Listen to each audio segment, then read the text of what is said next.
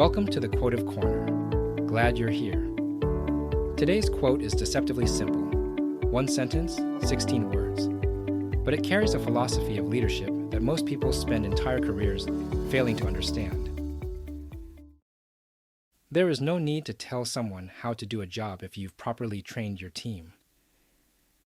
That comes from Major Dick Winters, and it appears in his memoir, Beyond Band of Brothers, one of the most compelling first-hand accounts of military leadership ever written.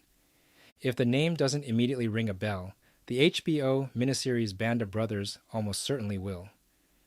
Winters commanded Easy Company of the 506th Parachute Infantry Regiment, 101st Airborne Division, the same outfit depicted in that series. He parachuted into Normandy on D-Day, led his men through the Battle of the Bulge, and eventually stood in Hitler's Eagle's Nest at Berchtesgaden when the war in Europe ended. He was awarded the Distinguished Service Cross and is widely regarded as one of the finest small unit commanders of World War II. He died in 2011 at 92. His men revered him. In a letter written near the end of his life, one of his sergeants wrote to Winters, "You are to me the greatest soldier I could ever hope to meet." That kind of loyalty doesn't come from rank. It comes from how you lead. And this quote goes directly to the heart of how Winters led. So, what is he actually saying? On the surface, it sounds like a management principle. Train your people well, and you don't have to micromanage them. Efficient, clean, sensible, but there's something deeper in it than efficiency. The quote is really a statement about trust, and about what trust actually requires before it can be extended. Because there are two ways a leader can avoid telling someone how to do their job. One is because the leader genuinely doesn't know and has given up. The other is because the leader has invested so thoroughly in that person's development that oversight becomes unnecessary. Winters was very clearly describing the second version. Think about what properly trained actually means in the context Winters came from. We're not talking about an onboarding checklist or a weekend workshop. We're talking about men whose lives, and the lives of everyone around them, depended on their ability to perform under conditions of extreme chaos, fear, and uncertainty. Proper training in that environment meant repetition until behavior became instinct. It meant shared understanding of the mission so deep that individual soldiers could make good decisions without waiting for orders. It meant building not just skill, but judgment. That last piece is the one that gets underestimated. Skill is teachable in a straightforward way. You practice, you improve. Judgment is harder. Judgment is what allows someone to take the right action in a situation they've never encountered before, because they understand the underlying principles well enough to apply them in new contexts. That's what Winters was building in his men. And that's what made the constant direction unnecessary. Now bring this out of the foxhole and into everyday life, because it applies just as cleanly. How many leaders, in workplaces, in families, in organizations, complain that they have to explain everything, that nothing gets done unless they're watching, that people can't be trusted to follow through? And how many of those same leaders have actually invested the time and attention required to build the kind of understanding that would make their presence unnecessary? Those are different problems, and they get confused constantly. Micromanagement is almost never actually about control for its own sake. It's usually a symptom of one of two things. Either the people haven't been genuinely prepared, or the leader doesn't trust preparation they haven't personally witnessed. Both of those are leadership problems, not people problems. And Winters understood that intuitively. His 10 principles for success, which he outlined in the same memoir, included this explicit point: delegate responsibility to your subordinates and let them do their jobs. The reasoning was simple. You can't do a good job if you don't have a chance to use your imagination or creativity. That's worth sitting with.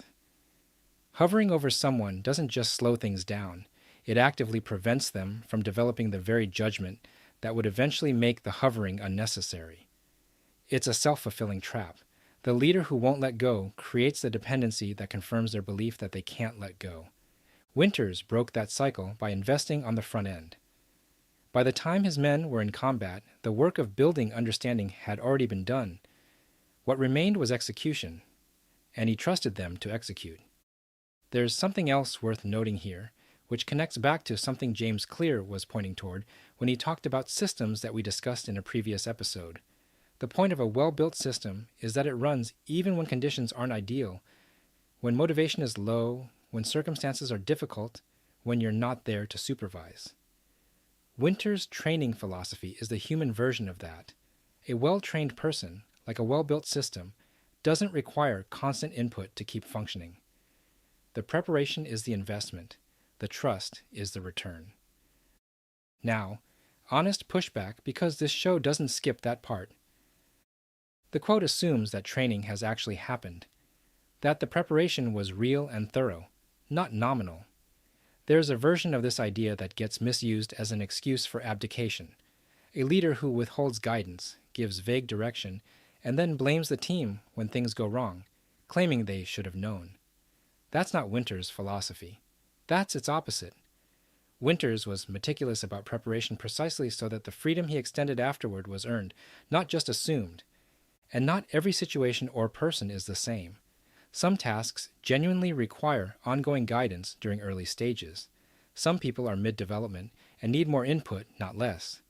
The quote is a principle, not a rigid rule.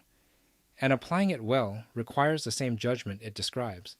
But at its core, what Winters is pointing toward is something that applies to anyone who leads anything: a team, a household, a project, a classroom.